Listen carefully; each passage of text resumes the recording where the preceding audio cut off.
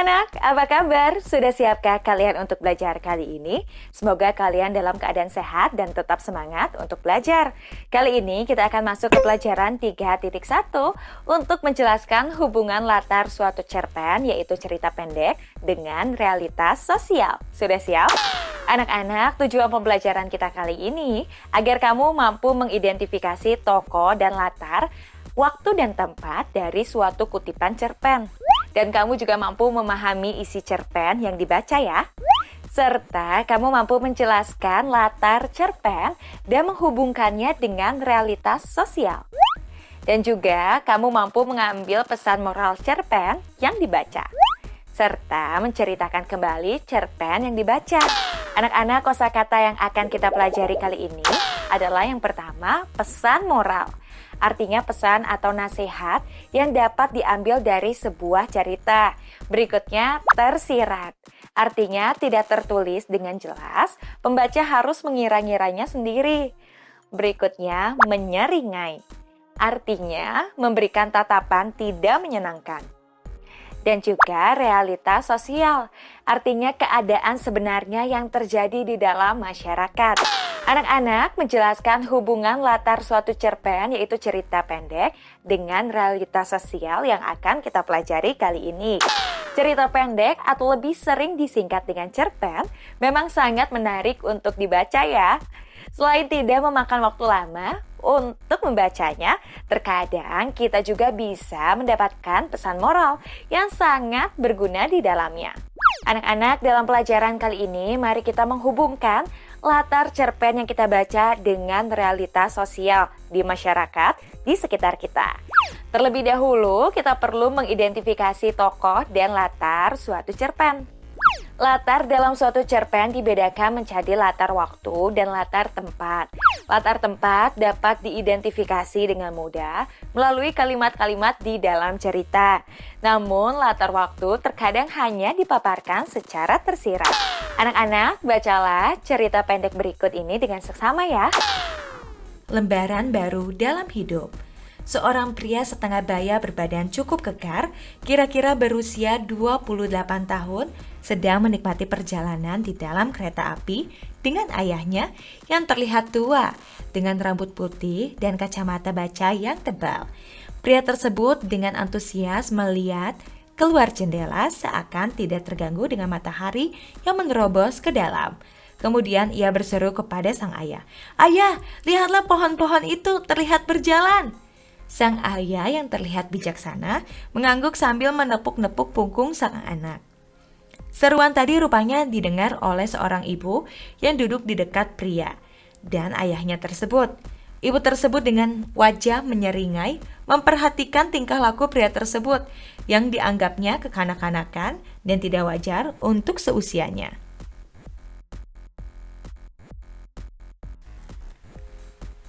Tiba-tiba, pria tersebut kembali berseru, "Ayah, lihat awan-awan itu berlari mengejar kereta ini." Ibu tersebut tidak mampu lagi menahan keinginannya untuk menegur sang ayah. Ia pun melontarkan kalimat, "Bapak sebaiknya membawa anak ini ke dokter kejiwaan." Sang ayah tersenyum sabar dan berkata, "Kami baru saja pulang dari rumah sakit. Anak saya yang buta sejak lahir baru saja mendapatkan donor mata dan sekarang dapat melihat."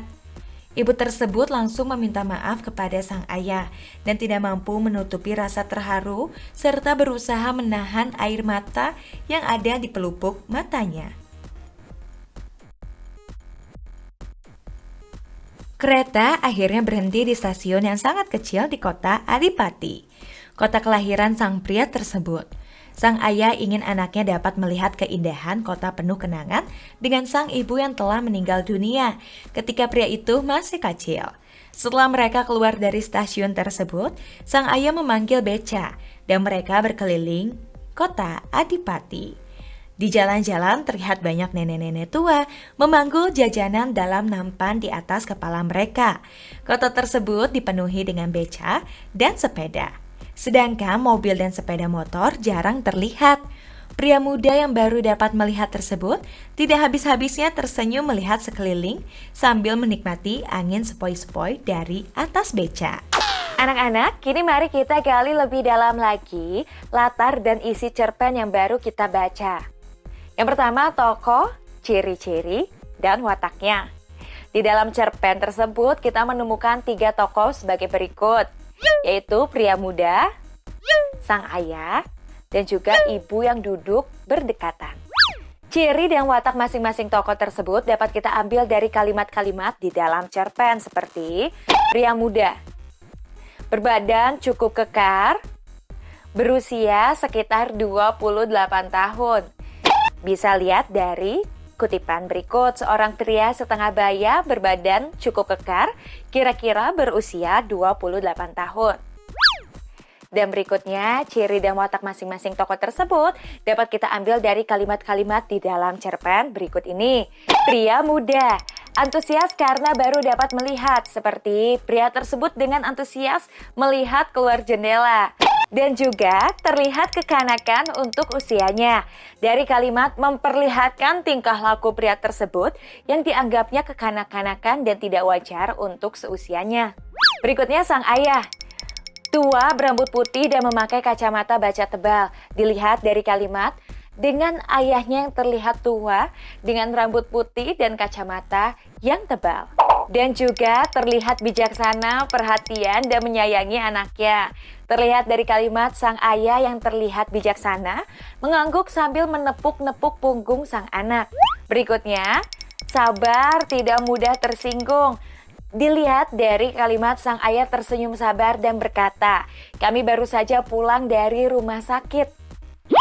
Dan berikutnya, sifat dari ibu yang duduk berdekatan, yaitu memandang rendah orang lain dan suka memperhatikan sekitarnya. Dilihat dari kalimat ibu tersebut dengan wajah menyeringai memperhatikan tingkah laku pria tersebut yang dianggapnya kekanak-kanakan. Berikutnya, ibu-ibu itu spontan dan tidak berpikir panjang. Dilihat dari kalimat, ibu tersebut tidak mampu lagi menahan keinginannya untuk menegur sang ayah. Ia pun melontarkan kalimat, Bapak sebaiknya membawa anak ini ke dokter kejiwaan. Dan juga berikutnya, berani mengakui kesalahan dan hati nuraninya bekerja. Dilihat dari kalimat, ibu tersebut langsung meminta maaf kepada sang ayah dan tidak mampu menutupi rasa terharu, serta berusaha menahan air mata yang ada di pelupuk matanya. Berikutnya, latar belakang tempat dan waktu, yaitu latar belakang tempat dalam cerpen, yaitu di dalam kereta api dan stasiun kereta api. Dilihat dari kalimat, menikmati perjalanan di dalam kereta api dengan ayahnya. Kereta akhirnya berhenti di stasiun yang sangat kecil dan juga di jalanan di kota Adipati. Dari kalimat, setelah mereka keluar dari stasiun tersebut, sang ayah memanggil beca dan mereka berkeliling kota Adipati. Berikutnya latar waktu dalam cerpen yaitu siang atau kesorean, di mana masih ada matahari. Dilihat dari kalimat melihat keluar jendela seakan-akan tidak terganggu dengan matahari yang menerobos ke dalam. Anak-anak, pesan moral atau amanat yang bisa kita ambil dari cerpen tersebut adalah jangan mudah menilai seseorang atau keadaannya tanpa mengetahui latar belakang kehidupan orang tersebut ya. Selain itu, kita dapat membandingkan latar cerpen dengan realitas sosial. Kini kita bandingkan kekhasan latar cerpen tersebut dengan kekhasan latar daerah di mana kita tinggal, misalnya di kota Jakarta. Berikut adalah latar dalam cerpen. Stasiun kereta, kekhasan latar cerpen di kota Adipati, stasiun digambarkan sangat kecil. Kekhasan latar daerah di kota Jakarta, stasiun kereta di Jakarta besar dan luas. Berikutnya keadaan di jalannya. Di kota Adipati banyak beca dan sepeda di jalan, mobil dan sepeda motor jarang terlihat. Sedangkan di kota Jakarta banyak kendaraan bermotor dan beca hampir tidak dapat ditemui. Berikutnya penjual jajanan. Di kota Adipati, nenek-nenek memanggul mampan di atas kepala mereka. Sedangkan di kota Jakarta banyak pedagang jajanan menggunakan gerobak dorong, sepeda atau sepeda motor. Berikutnya kita bisa menceritakan kembali sebuah cerpen. Mari kita mengingat-ingat isi cerpen tadi dan menceritakan kembali cerpen tersebut dengan kata-kata sendiri ya. Karena kita tidak dapat mengingat semua cerpen dapat diceritakan dengan lebih singkat. Namun tetap mempertahankan inti cerita cerpen tersebut. Lembaran baru dalam hidup. Ada seorang laki-laki muda berperawakan kekar berusia sekitar 28 tahun sedang berada di dalam kereta dengan ayahnya yang sudah tua. Laki-laki tersebut terlihat sangat kagum dengan pemandangan yang dilihatnya di luar di sela-sela matahari yang masuk melalui jendela kereta. Ia berseru kepada ayahnya, "Ayah, lihatlah pohon-pohon itu terlihat berjalan." Sang ayah mengangguk sambil menepuk punggung sang anak.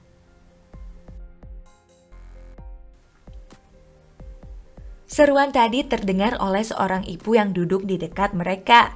Ibu tersebut menyeringai dan mulai memperhatikan tingkah laku laki-laki muda tersebut yang dianggapnya tidak wajar. Tiba-tiba laki-laki tersebut berseru lagi, "Ayah, lihat awan-awan itu berlari mengejar kereta ini." Ibu tadi menegur sang ayah dengan kalimat, "Bapak, sebaiknya membawa anak ini ke dokter kejiwaan." Sang bapak tersenyum sabar dan berkata, "Kami baru saja pulang dari rumah sakit. Anak saya yang buta sejak lahir baru saja mendapatkan donor mata dan sekarang dapat melihat." Ibu tersebut langsung meminta maaf sambil menahan rasa haru dari air matanya.